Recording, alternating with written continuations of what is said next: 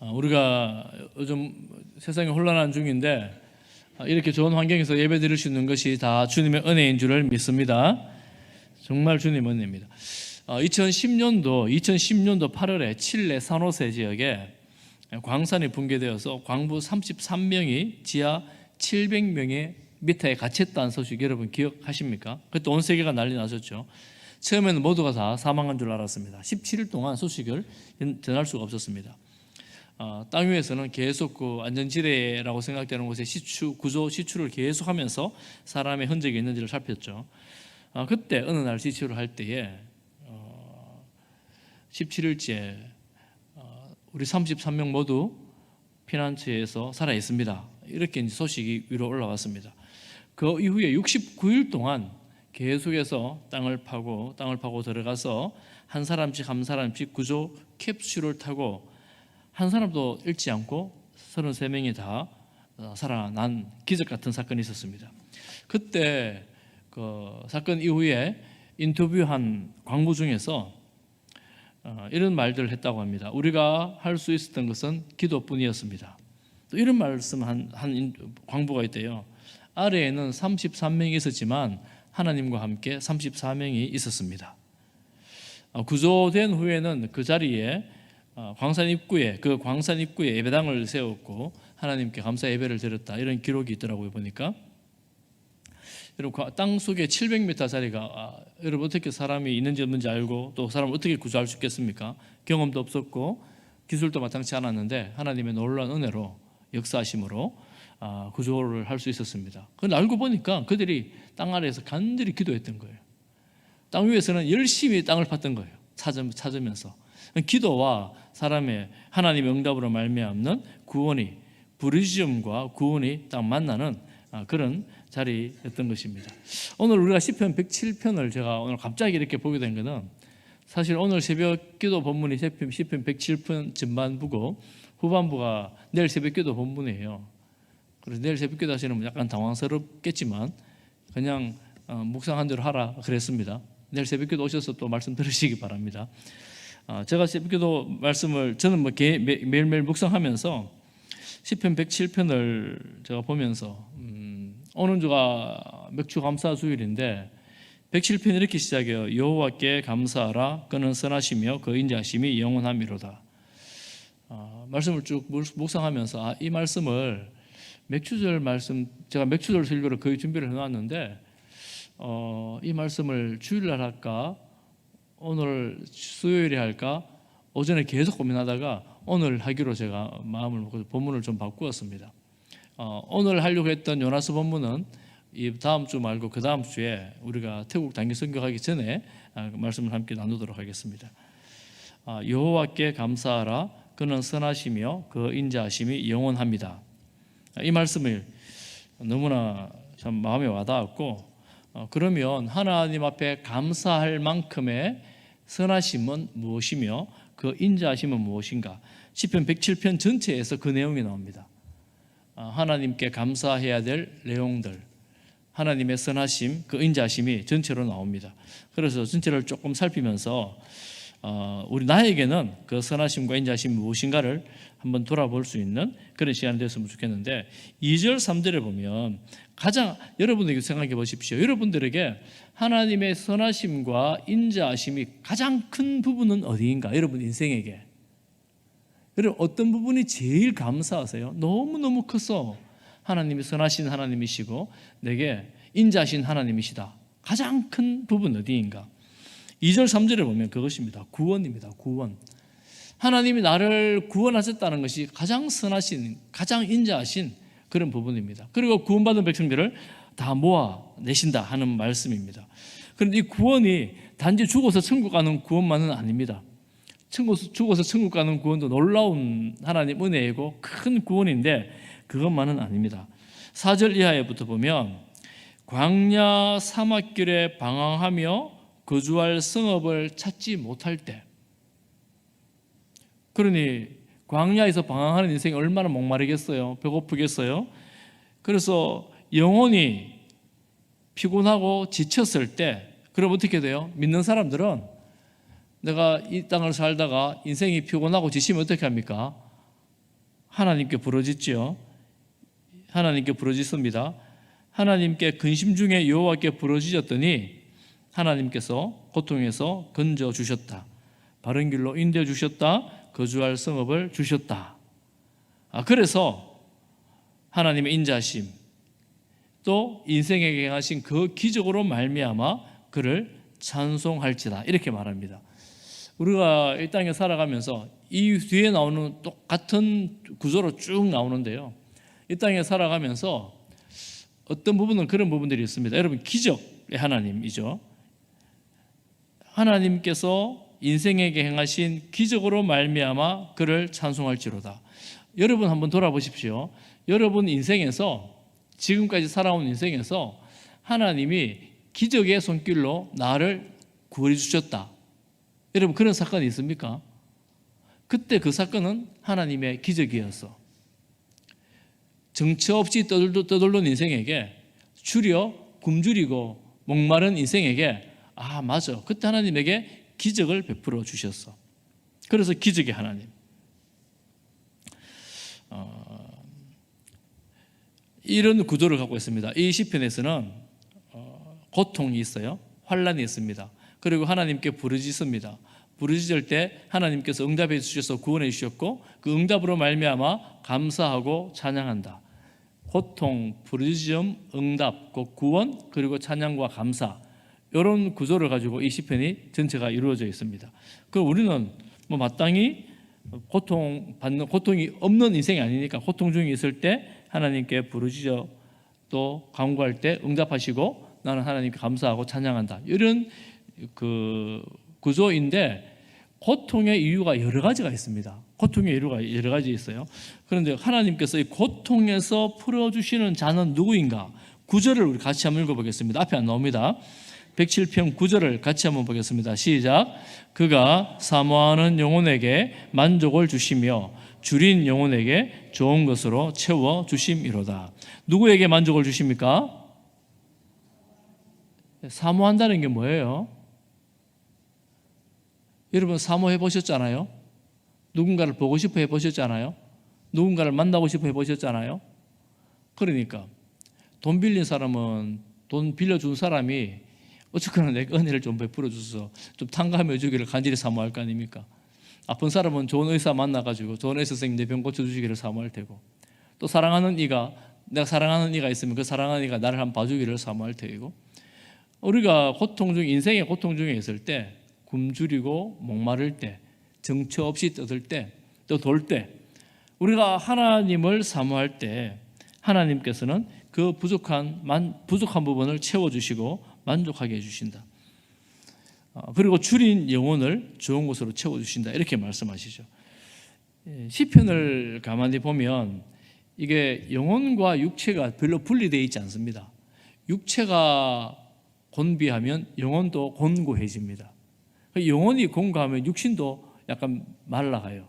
거의 분리되어 있지 않습니다. 성경에 어떤 데는 3분설, 어떤 데는 2분설, 어떤 데는 하나다, 이런 논리, 이런 여러 가지 표현들이 있는데, 성경으로 보면 어쨌거나 분리되어 있지 않고 하나라고 시편에 그렇게 말하는 부분도 있고, 또 영혼과 육체가 분리되어 있다, 이렇게 말하는 데도 있고, 다양한 의견들이 있습니다. 이렇든 저렇든 우리가 영과 육이 건강하게 지낼 수 있는 비결 중에 한 가지는 하나님을 사모하는 것입니다. 그리고 내가 영적으로 줄여 있다, 영적으로 배고픈 상태다 하는 것을 아는 것이 굉장히 중요합니다. 이게 아는 것을, 배고픈데 배고픔을 모르면 어떻게 돼요? 병든 거잖아요. 육신의 배고픔은 사람들 대부분 다 압니다. 물론 가끔 모르는 분들이 있더라고요. 그러면 살 안 찌겠죠. 난 배가 안 먹었는데 배가 안 고파요. 병든 거잖아요. 아픈 거예요. 영혼도 마찬가지입니다. 영혼도 줄인데 배가 고픈데 배고픈 걸 몰라요. 아픈 거죠. 그때 하나님을 사모하는 마음, 하나님을 바라보는 마음, 하나님을 찾는 마음이 성도들에게는 좀 들어져야 돼요. 그런 마음이 좀 있어야 돼요. 하나님과 거리가 멀어졌고 찬양도 기도도 말씀도 없었는데 매번 괜찮아요. 즐거워 행복해요. 이러면 약간 문제가 있는 거라고 할 수가 있습니다. 우리 영혼에 약간 문제가 있는 거죠. 하나님을 사모함으로 하나님의 이름을 부르는 것입니다. 하나님의 구원을 구하고 찾는 것입니다. 간절히 기도하고 찬양하는 것이죠. 하나님은 그들에게 만족을 주시고 좋은 것으로 채워주시겠다 이렇게 말씀합니다. 어떻게 해요? 기적으로 채워주십니다. 하나님의 백성들에게는 이런저런 고통들이 있습니다. 내가 하나님의 백성인데 왜 고통이 찾아오지? 성경에 보니까 하나님의 백성들이 고통이 있어요. 이유를 모르는 고통도 있습니다. 욥도 그렇잖아요. 그렇지만 어쨌거나 하나님의 백성들은 고통이 있습니다. 그러면 하나님을 안 믿는 악인들은 고통이 없는가? 그렇지 않습니다. 두 번째 10절 이하의 말씀에 보면 악인들이 곧 하나님을 없다고 생각하는 사람들이 고통 중에 있습니다. 흑암과 사망의 그늘에서 곤고와 쇠사슬에 매여 있습니다. 그들은 왜 그런가? 이런 고난들은 하나님의 말씀을 거역하고 지존자의 뜻을 거역하기 때문이다. 멸시하기 때문이다. 하나님의 말씀을 듣지 않고 하나님의 뜻을 멸시할 때 그에게는 뭐가 온다? 고통과 환난이 찾아온다라는 것입니다. 이때 악인들은 하나님을 멸시하는 사람들인데 하나님의 뜻을 구하지 않는 사람들인데 자기 고집과 자기 마음대로 살면서 힘들잖아요. 그럼 어떻게 악인들 어떻게 할까요? 도와줄 만한 사람 찾아가죠. 저 사람 찾아가서 도와달라고 그러고 저 사람 찾아가서 도와달라고 그러고 바짝 엎드려 비는데도 그 사람의 형편을 돌아보고 도와줄 사람이 없는 거예요. 도와줄 사람이 없는 거예요. 그럼 어떻게 해요? 절망 속에 빠지고 죽음으로 가는 거죠. 하나님은 하나님을 멸시하는 악인들이 고통에 빠지는 것을 통해서 그들을 어떻게 하게 하신다? 겸손하게 하신다. 이렇게 말씀 12절에 그가 고통을 주어 그들의 마음을 겸손하게 하셨으니 이렇게 말씀해요. 하나님이 없다고 멸시하는 사람들은 이 고통을 통해서 이 사람 찾아가도 저 사람 찾아가도 이런 일을 하고 저런 일을 해도 도저히 살 길이 없는 상황에서 겸손하게 하신다. 이렇게 말씀하십니다. 그러니까 하나님은 교만한 인생들을 가만히 놔두지 않는다는 거예요. 아래도 없고 위도 없고 하나님도 없는 것처럼 살아가는 그런 교만한 인생들을, 죄 가운데 있는 인생들을 어떻게 고통을 통해서 바짝 낮추시고 겸손하게 하신다. 이 인생들이, 교만한 인생들이 이런 고통 중에 빠질 때 결국에 어떻게 됩니까? 살아야겠기에 어쩔 수 없이 하나님 앞에 나와 부르짖게 된다는 거예요. 하나님을 찾아 부르짖게 됩니다. 부르짖을 때 하나님은 13절에 보니까 환난 중에 여호와께 부르짖으며 그들의 고통에서 구원하시되, 하나님은 악인들도 돌이켜 하나님께 도움을 구할 때에 그들을 도와주십니다. 악인들도 도와주세요. 여러분, 니느웨 백성들 보세요. 니느웨 백성들이 3일 길 가야 되는 길에 하루길 외치는 요나의 심판 소식을 듣고 전부 다 회개를 합니다. 그렇게 악하고 잔인하게 살았던 사람들도 하나님의 음성을 듣고 자신을 돌이킨다는 유턴입니다. 죄를 벗어버리고 하나님 앞에 회개할 때 하나님께서 그들을 고통에서 구원해 주십니다. 어떻게 해요? 흑암과 사망에서 인도해 주시고 얽은 맨줄을 끊어 주시고 이렇게 해주시는 거예요. 논문을 깨뜨리고 쇠빗장을 끊고 주신다, 이렇게 말합니다. 그리고 그들의 인생에게 형통을 베풀어 주신다는 거예요. 하나님은 그런 분이십니다. 그러니 요나는 그거 싫어가지고 니느웨로 안 가겠다고 막 버티죠. 하나님은 이런 분인 줄 아니까 요나는 니느웨로 가지 않겠다고 버티는 게 요나서이지 않습니까? 그러니 하나님 자기 백성이 하나님께 부르짖을 때, 악인들이 하나님께 부르짖을 때 하나님께서는 그들을 구원하신다, 이렇게 말씀합니다. 사람을 아무리 찾아봐도 의지할 데가 없을 때 하나님을 찾아 나오라. 하나님이 도와주신다. 할렐루야. 여러분, 하나님을 찾아 나오시기를 축복합니다. 주변에 너무 사람들에게 의지를 하지 마시고 하나님을 바라보며 하나님께 도움을 구하는 것입니다. 17절 이하의 말씀에 보면 또 죄인들에 대한 이야기가 나옵니다. 이 죄인들은 조금 다른데, 성경에서 죄인들은 어떤 사람들이냐 하면 죄를 짓는 사람들인데 미련하다, 이렇게 말합니다. 성경에서 미련한 자들은 지혜가 없어 미련한 거기도 있지만 죄를 범하는 사람들입니다. 그들은 하나님의 말씀을 떠난 자들입니다. 하나님의 말씀으로 여기지 않고 하나님의 말씀을 떠난 자들입니다. 악을 범하기 때문에 이 성경의 원리는 고통에 빠지는 거예요. 죄를 따르고 악을 범하는 사람들은 고통에 빠집니다. 그런데 아주 독특하고 재밌는 구절이 한 구절이 있는데 이 18절 말씀에 보면 그들은 그들의 모든 음식물을 싫어하게 되어 사망의 문에 이르렀도다.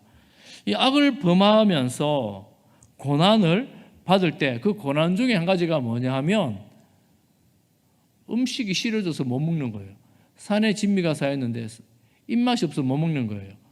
요즘에는 이러면 좋을 것 같죠. 아유, 음식 좀 싫으시면 좋겠어. 살 좀 빠지게. 그럴 것 같은데 악인이 당하는 고통 중에 한 가지가 그것입니다. 그래서 결국 굶어 죽어요. 죽음으로 가는 거예요.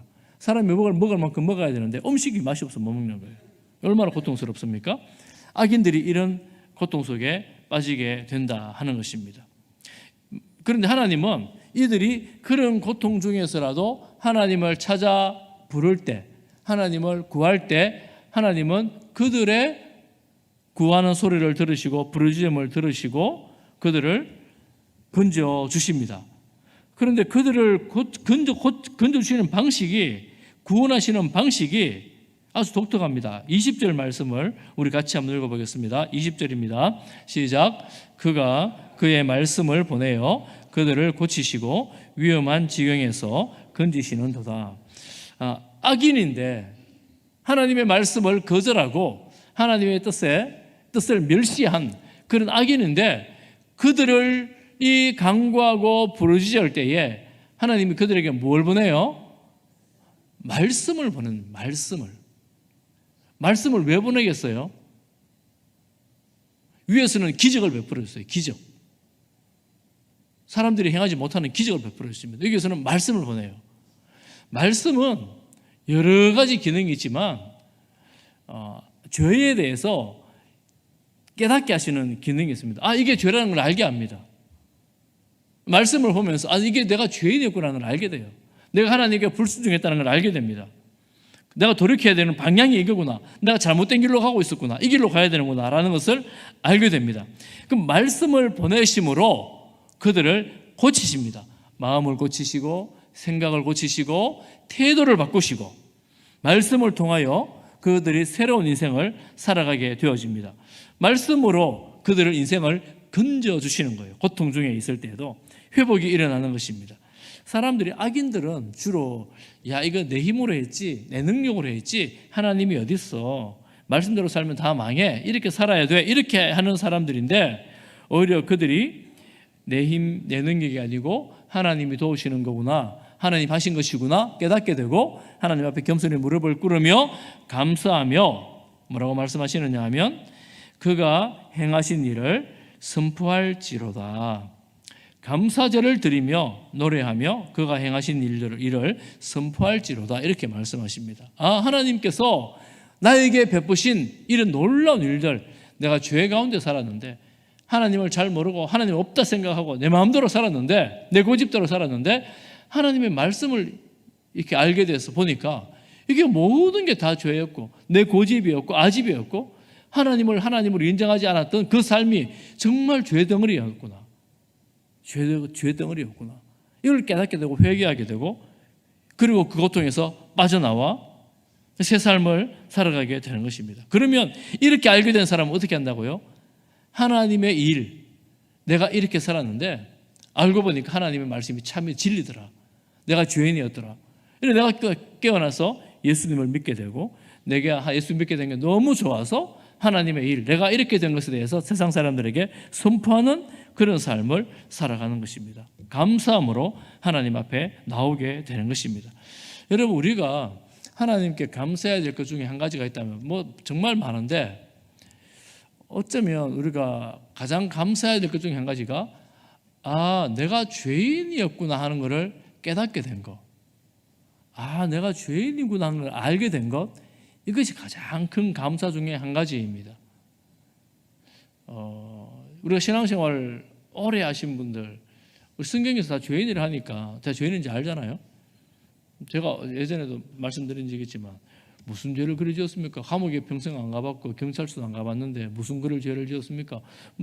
저는 진짜로 죄를 별로 지은 게 없습니다. 원죄가 있어서 죄인이지 저는 죄를 지은 게 별로 없습니다. 이렇게 말씀하시는 분들이 있으시더라고요. 아주 큰 착각입니다. 하나님을 알아가면 알아갈수록, 우리가 하나님의 그 밝은 빛 가운데 들어가면 들어갈수록 내 안에 있는 추함과 이기심과 온갖 욕망들이 정말 하나님께서 밝히 드러내 주시는 그 어두운 것들이 드러나게 돼요. 드러나게 되면, 야, 이거 내가 정말 입도 뻥끗 못할 죄인이구나, 부끄러워서 낯도 들지 못하는 죄인이구나 하는 걸 깨닫게 되어지는 거예요. 어디에서요? 하나님의 계시의 빛이, 말씀의 빛이 우리 마음에 비춰질 때에, 우리 지성에 비춰질 때에, 내가 아는 것이 이 우주에 대해서, 이 세상에 대해서 내가 아는 것이 전부라고 생각했는데 하나님이 나를 깨닫게 해주실 때, 우리를 깨닫게 해주실 때, 이야, 이게 정말 이게 손톱만큼도 안 되는구나.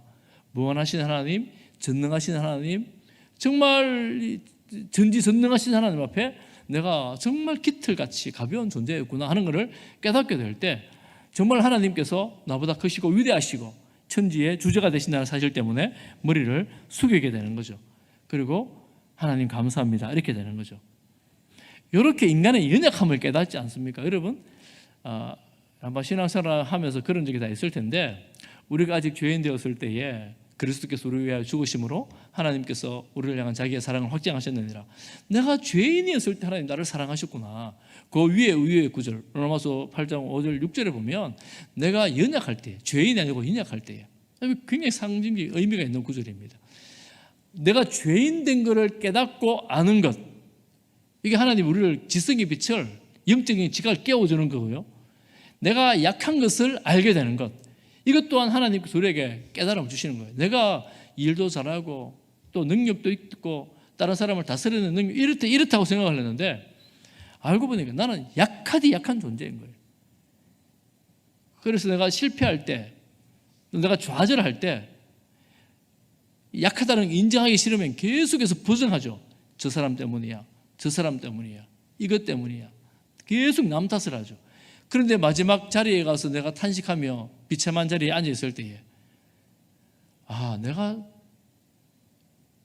옛날에 비난했던 저런 사람들보다 훨씬 약한 존재였구나, 내가 정말 보잘것없는 인생이었구나 라는 사실을 문득 깨닫게 될 때, 그 크신 하나님의 사랑, 그 사랑이 우리의 심령에 찾아옵니다.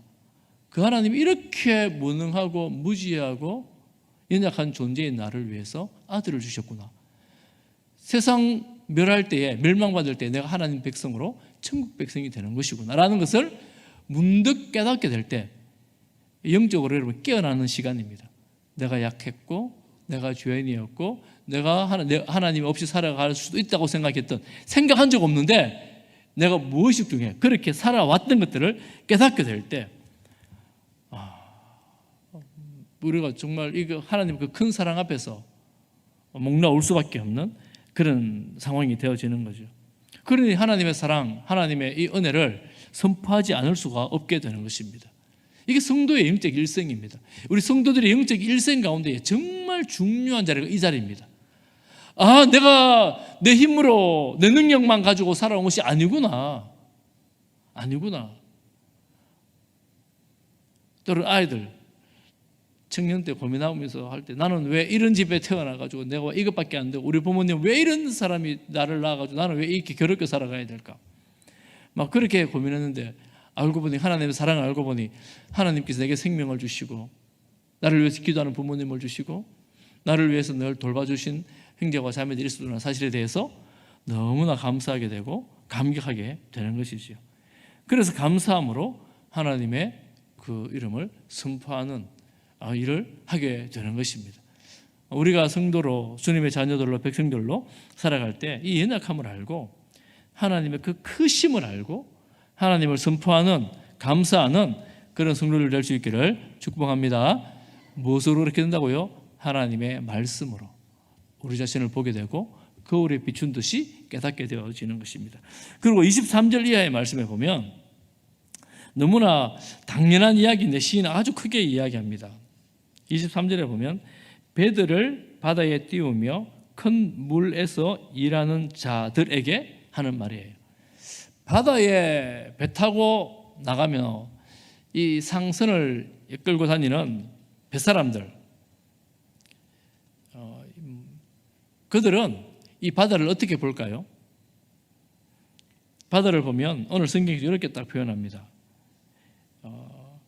여호와께서 행하신 일들과 그의 기이한 일들을 깊은 바다에서 보게 된다. 그 바다에 다니는 사람들은 하나님의 일들을 그 바다에서 보게 된다는 거예요. 여러분, 그게 뭘까요? 상상해 보십시오. 바다에서 보는 하나님의 일, 그게 뭘까요? 이어지는 구절에 보면 여호와께서 명령하신 즉 광풍아 일어나라, 이렇게 하면 강물이, 바닷물이 넘실넘실됩니다. 어떤 걸 보니까 바다의 파도가 30m가 넘는 파도가 있대요. 30m. 여러분, 30m면 아파트 몇 층 정도 높이 될까요? 그 엄청난 파도가 그 배를 덮친다고 생각을 해보세요. 그리고 요즘은 배 기술이 하도 좋아서 그런 파도들도 치고 나가는 배들이 많잖아요. 그런데 그 당시에 그 엄청난 바다 물결이 그 배를 덮친다고 생각하면 이렇게 표현합니다. 26절은 그들이 하늘로 솟구쳤다가 깊은 곳으로 내려가다니 그 위험 때문에 그들의 영혼이 녹는도다. 시인이 너무나 멋진 시로 표현했잖아요. 저 바다 위에 올라간 것 같다가 저 지역으로 떨어진 것 같다가 뭐 이런 식으로 바다 위를 오르락 내리락 하면서 바다를 지나가는 거예요. 영혼이 녹아내리는, 생명이 녹아내리는 거예요. 언제 죽을지 모르는 거, 뒤집어질 것 같은 바다 위에서. 이걸 가지고 뭐라고 말하느냐 하면 하나님께서 행하시는 일이다, 이렇게 말합니다. 그런데 신약에 예수님께서 바다를 잠잠케 하시는 내용이 나오지 않습니까? 그런데 신약에 예수님께서 바다를 잠잠하게 하는 것은 유대인들이 생각, 이스라엘 백성을 생각하기에 저건 하나님의 일이다, 이렇게 생각하는 거예요. 자연을 통제하는 능력은 하나님만이 할 수 있는 거다, 인간은 하지 못하는 것이다, 이렇게 생각하게 됩니다. 그 바다에서 배 위에서 이리저리 구르며 취한 자같이 비틀거리고 모든 지각이 혼돈 속에 빠질 때 어떻게 한다고요? 고통 중에서 여호와께 부르짖음에 그가 하나님께서 그들의 고통에서 그들을 인도하여 내시고 광풍을 고요하게 하사 물결도 잔잔하게 하시는 도다. 하나님께서 그들의 고통의 소리를, 부르짖음을 들으시고 잠잠하게 해주시는 거예요. 그리고 30절 같이 보겠습니다. 30절입니다. 시작. 그들이 평온함으로 말미암아 기뻐하는 중에 여호와께서 그들이 바라는 항구로 인도하시는 도다. 그들이 가려고 목적했던 그 자리에 이르게 되는 것입니다. 요나서를 보는 것 같지 않습니까? 그 큰 풍랑을 지내서 하나님께서 요나를 보내시기 위해서 목적하신 그곳에 딱 되어 주는 것입니다. 요즘에 자연재해가 되게 많습니다. 지금 유럽에는 유례 없는 폭염으로 보니까 어떤 나라에는 뭐 몇백 명이 이 온열로 사망했다 그러고, 지금 미국에는 뭐 산불인가 자연재해가 지금 엄청나게 크게 나고 있고, 또 뭐 그렇다 그래요. 온 세상이 이 자연재해가 더워지면서 더 많이 일어나는 것 같습니다. 얼마 전에 또 지진도 났잖아요. 이런 자연재해를 통해서 이것이 뭐 과학자들은 여러 가지 이유를 설명하지만 우리가 하나님을 믿는 우리가 볼 때는 하나님께서 이런 일을 하고 계시는구나, 이런 생각을 할 수가 있지요. 하나님께서 이런 일을 하실 때, 그렇지만 믿는 이들은 하나님께 간구함으로 하나님께서 뜻하신 바를 이루어 내신다 하는 것을 믿음으로 고백하며 하나님을 바라보는 시간입니다. 할렐루야. 여러분, 이 땅에 일어나는 여러 가지 전쟁, 자연재해를 보면서 정말 하나님을 경험하고 하나님을 고백하는 그런 시간들이 될 수 있기를 간절히 바랍니다. 이 큰 폭풍 가운데 구원을 경험해 회심을 했던 존 뉴턴 이야기 여러분 잘 아실 거예요.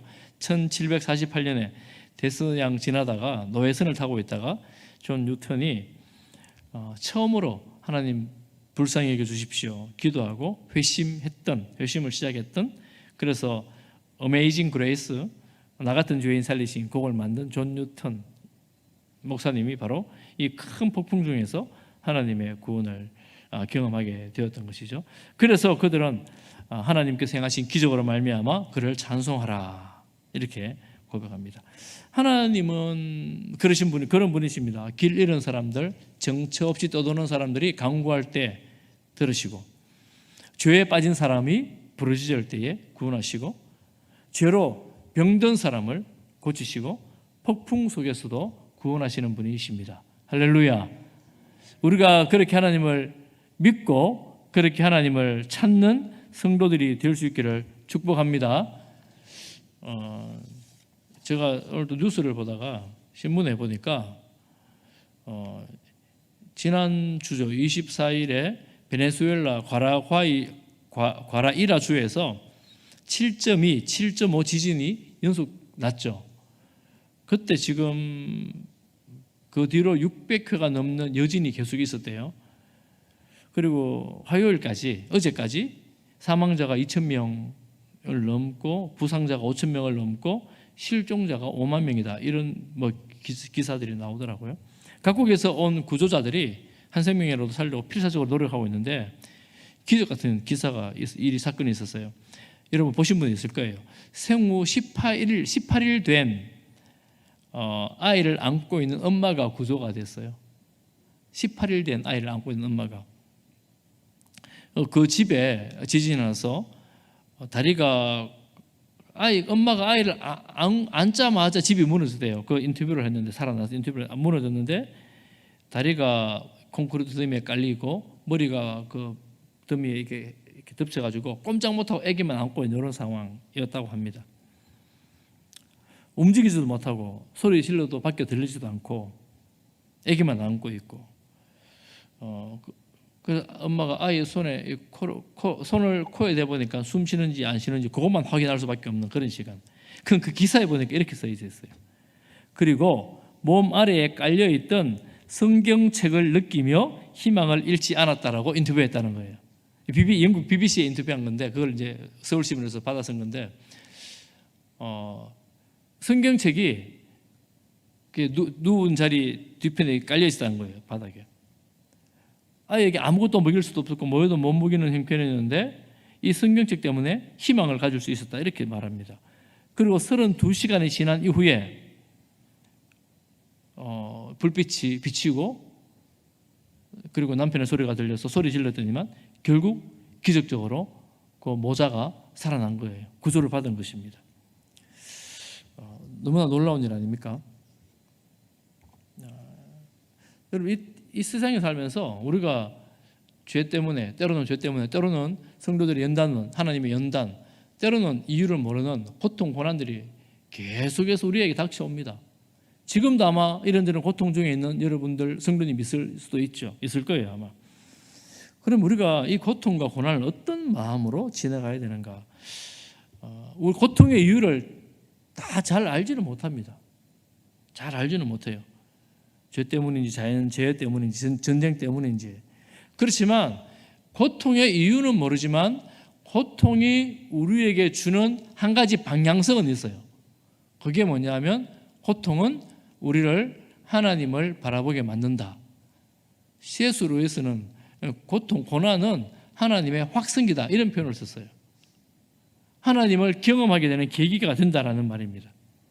오늘 시인은 말합니다. 이 고난과 고통은 어떤 이유에서든 하나님께 부르짖을 이유가 된다라는 것입니다. 하나님께 부르짖어야 한다는 것입니다.